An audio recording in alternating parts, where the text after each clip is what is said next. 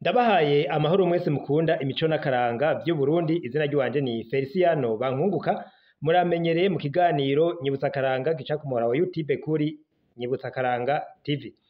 Ego igikorwa ni cakindi, ni ukubandanya tugaruka ku mico n'imigenzo myiza yaranze Abarundi, ni ukuyibukanya abari bayizi ni vyiza barayiyibutsa, ariko hari n'abatari bayizi nabo bakayimenya. Turashimikira kumyibutsa imwe imwe ihindura ubuzima, ituma ubuzima bwogiye kuba bubi ariko bukaba bwiza. Nico gituma rero uno munsi duhamagarira umuntu uwo ari we wese ariko aratwumviriza muri ako kanya guca agira ico akuye muri iki cigwa c'uno munsi. Ijambo ry'ubuzima ry'uno munsi tuza kumva ni ijambo rishimikiye ku kurekuriranira. Kurekuriranira rero wari umuco mwiza uranga Abarundi, bavuga ngo ntazibana zidakubitana amahembe canke ngo ntazibana zidakomanya amahembe. Ni kuvuga rero mu buzima bw'abantu, mu kibano ico arico cose hama hariho utugorane, ariko rero bagaca barondera kudutorera umuti hatabanje guseseka amaraso, hatabanje kuba ivyononekara, kuko vyose vyasaba kuvyumvikana mu mwumvikano, kuko inama isumba ingimba. Nuko rero murabona yuko mfise n'agatabu karimwo ijambo ry'Imana, ubu dusoma mu mashengero canke amasengero atandukanye, umwe wese bivanye naho asengera.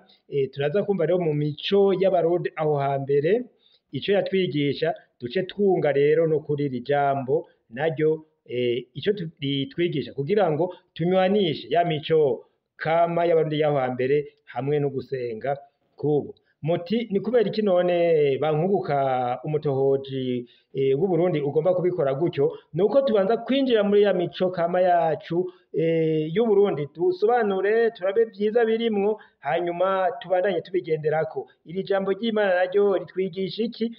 Naryo tubandanye ritunywanisha. Muri ivyo vyose nitwabinywanisha duheze dutore ico tugiye kugenderako. Nuko murazi yuko ubu Abarundi nka bose bafise aho basenga. Ego turaza turabona umwe canke babiri bavuga yuko badafise aho begamiye mu gusenga, ariko benshi barahafise.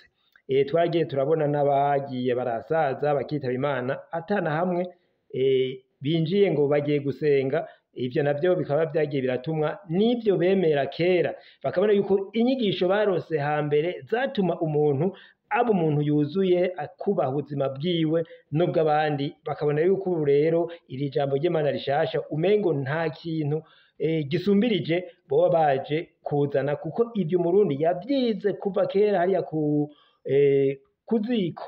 Ubu rero turavuga tuti ijambo ry'Imana ni iryo kubandanya ridukebanura, ritujana mu ya nzira nziza, muri wa muco twahawe n'Abarundi. None rero kurekuriranira aho hambere vyavuga iki? Kurekuriranira ni hamwe umuntu yakugiriye nabi, nawe ugaca ugerageza kutamusubiza iyo nabi yakugiriye. Yashobora kukwicira umuntu, yashobora kukwiba, yashobora kugutuka. Mw'ivyo vyose turaza kubona ingene vyari bimeze mu mico kama y'Uburundi. Nuko rero tugiriye ko mu mico kama y'Uburundi, nk'umuntu agukubise canke akakugirira nabi, akagukura iryinyo, harabona yuko kera babona yuko iryinyo rikwiye guhogwa irindi, iryinyo ku rindi, ijisho ku rindi. Ivyo rero no muri ibi bitabo vya kera, abo mu mico ya kera nabo barabona yuko bikwiye kumera gutya. Iri jambo rishasha naryo rikababwira ati ntibimere gutya. No mu mico kama y'Abarundi rero hari uwabona yuko umugiriye nabi vyoba vyiza n'abakugiriye nabi, kugira ngo ntuzohave nawe wijajara usubiremwo ico ciza umengo wewe ntiyababaye. Kuko ni wamugirira nabi nawe akakugirira nabi, ivyo bizoheza biherane.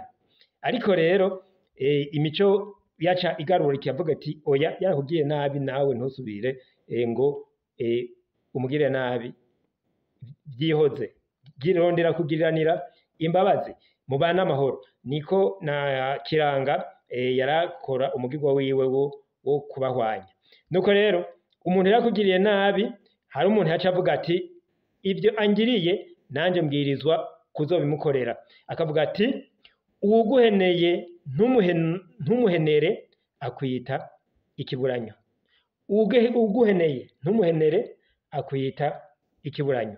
Uwo yavuga ati umuntu akugiriye nabi, murahuriye mu nzira, aguhaye ikofa, aguhaye ingumu, none akwivye inka, akonesheje imirima, kubera iki nawe utocubwira uko nyene kugira nawe abone ahakurikirwa, abone yuko atawusubira.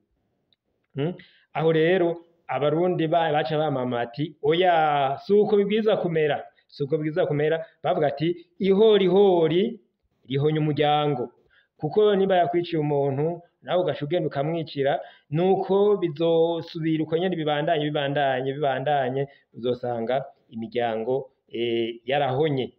Ihorihori rihonya umuryango. Nuko rero baca barondera ingene bahwanya abo bantu, bakabanywanisha, maze bagasubira kubana, bagasubira kugendana. Avuga ati intibagira ntibana. Wa wundi yavuga ati uguheneye ntumuhenere akwita ikiburanyo. Baca bagira ati oya, intibagira ntibana, canke ngo intibagira ntirari impfuvyi. Kwibagira rero bagomba kuvuga, si ukuvuga yuko bya bibi yakugirira utazosubira kuvyibuka mu mutwe wawe. Nimba yakwiciye umuntu ntuzosubira kwibuka ko yakwiciye umuntu, ahubwo riho bavuze kwibagira, intibagira ntibana, intibagira ntiri impfuvyi, si ukuvuga utazosubira kuvyibuka, ahubwo kuvyibagira ni kubirenzako, ukarondera yuko wa wundi musubira kugiriranira imigenderanire myiza, mukagiriranira amahoro. Aho rero niko bita kwibagira, kuko kubifuta mu mutwe ngo biveyo biragoye. Muhora mwumva bama bibuka ivyabaye mu myaka n'iyindi. None munsi uri hejuru igenekerezo rya 13 Gitugutu umwaka w'2024, habaye ukwibuka urupfu rw'incungu y'u Burundi. Uwo munsi mukuru wamuhimbazwa kw'igenekerezo rya 13 Gitugutu umwaka utashe. Nk'ubu umwaka wa 2024 wari kuba ejo ku munsi w'Imana, ariko waciye uhimbazwa uyu munsi ku itariki 14 Gitugutu umwaka wa 2024. Nukwama baza baribuka bibuka, urumva baribuka ikiba carabaye, kucibagira biragoye. Ijambo rero ry'abarundi ryabasaba yuko ico kibi cabaye kidaca kiba gutegura kwihora abagize nabi. Nuko intibagira ntibana, canke ngo intibagira ntirera impfuvyi. Nuko baca basaba yuko rero ivyo vyabaye bitokwama biko biraba, no mu migani bavuga ati harabaye ntihakabe, byarabaye ntibikongere kuba. Hari umutama yambwiye ijambo ryangoye gutegera,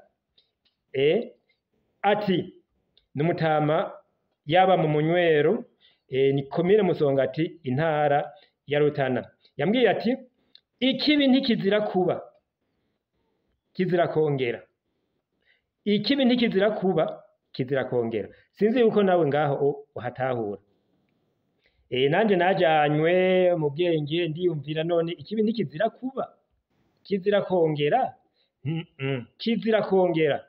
Nuko rero ati ikibi sukugwa, ikibi nukugwa ugaherayo. Nawe warakoze nabi ntuce uherayo ngo uzokwamukora bya bindi nyene. Igarure, usabe imbabazi, usubire ugiranire imigenderanire myiza na wa wundi mwagiriranira nabi. Nuko rero uwo mutama yaciye aja ngaho aransigurira, arambwira ati ikibi ntikizira kuba, kuko umuntu wamusanga yakoze ikintu yagiteguye, canke naho usanga atagiteguye, akabona kimuguyeko, ugasunura nk'umuntu mwariko murakina utarubizi ukazibona araguye. Ivyo rero n'amategeko arafise uko usanga abivuga, naho usanga bateguye ikibi. Ivyo byose rero bibaye bikagira nabo umuntu ni gusaba imbabazi. Ikibi rero cabaye nuko cosabirwa imbabazi, ntikizabandanye. Ikibi ntikizira kuba, kizira kongera.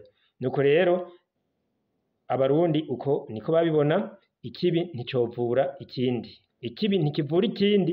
Aho rero baravyize imyaka n'imyaka, ba sogokuru rero barabidusigira yuko natwe ivyo tubwirizwa kubigenderako, ntitubwirizwa kwihora. Ikibi ntikivura ikindi, ako rero niko abarundi twogumya muri ivyo. Hari abo usanga babona ati none uwakugiriye nabi ntumugirire nabi, wumva vyoba bihuye. Ni wa wundi twavuga ubwa mbere, abarundi bavuga ati umuco mwiza si uwo kwihora, ni uwo gusubira mu nzira nziza mukanywana na wa wundi mwari mwarahubanye.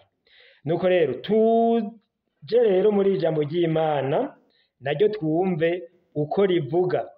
Abarundi turumvise inyigisho tugumya abasokuru bo hambere ico badusigiye, gushika n'ubu tuzi twozigama. Ikibi ntikivura ikindi, intibagira ntibana, intibagira ntirera impfuvyi. Uwakugiriye nabi nturondere kumugirira nabi, ntiwihore, ihorihori rihonye umuryango. Iri jambo ry'Imana naryo ubu twaciye twungako kugira naryo rigume ridukebanura ritujana mu nzira nziza. Rivuga iki? Nuko rero mwebwe mufise za Bibiliya zanyu, muzakire maze muzingurure muri Petero wa mbere. Ja muri Petero wa mbere, mwashitseyo ikigabane ca gatatu, tuze ku murongo w'9. Ngira nsome amajambo ahavugwa. Petero wa mbere ikigabane ca gatatu ku murongo w'9 havuga hati: ntimugere ikibi ku kindi canke igitutsi ku kindi, ariko muvyishure umuhezagiro, kuko arico mwahamagariwe, kugira ngo namwe muragwe umugisha. Iryo ni ijambo ry'Imana. Ntimugere ikibi ku kindi canke igitutsi ku kindi, ariko muvyishure umuhezagiro. Iryo ni ijambo ry'Imana, kugira ngo namwe muzoragwe umuhezagiro, muragwe umugisha. Kuko niwihora ntuzoragwa umuhezagiro, ntuzoragwa umugisha.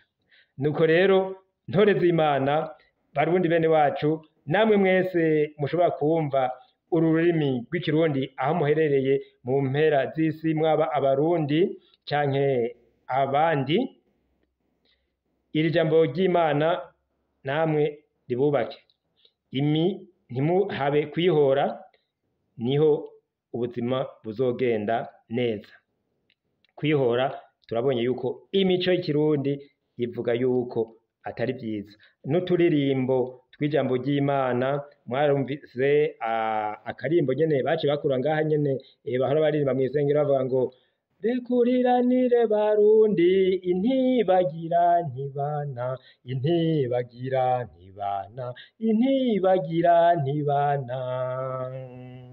Aha urumva yuko abatoye ako karirimbo bagatoye aha k'uyu murongo, rekuriranire barundi, intibagira ntibana.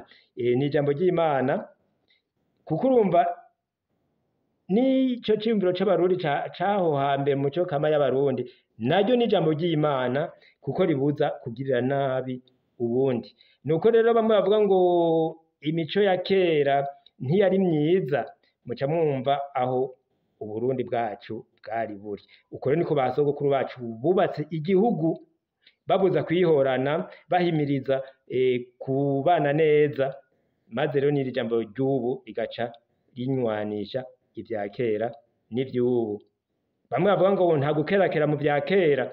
Murabona yuko imico yacu y'Uburundi dukwiye kuyihagararira, kuko urabona irimwo amajambo y'ubuzima. Ndayise amajambo y'ubuzima kuko atuma tubaho, atuma tuba ico turi. Kuko iyo utariko uragirira nabi uwundi, ubuzima buragenda neza, mukabana neza, mukabana amahoro, mukabana muhimbawe. Ibyo kwicana, ibyo kugiriranira nabi, gutukana, ububi bwose bukahava. Bamwe rero bibaza ngo uyu agiye gusenga yagiriye n'abuwundi naje sinzoja gusenga. Murabona yuko wewe uba uriko urahuba. Wewe kwirikiza ijambo ry'Imana, ukurikize imico ya kera, uzosanga uri mu nzira nziza, n'urya wundi akubonereko akarorero, maze tubandanye twubaka ikibano ciza, ikibano c'amahoro, kirimwo amahoro, kikagira n'umutekano, maze tuzobeho neza mwitekane no mu mahoro. Nuko rero mwese mukunda imico n'akaranga vy'Uburundi, ndabasezeye ndabipfuriza kugira amahoro aho muri hose. Mugendere kw'ijambo ry'abakurambere.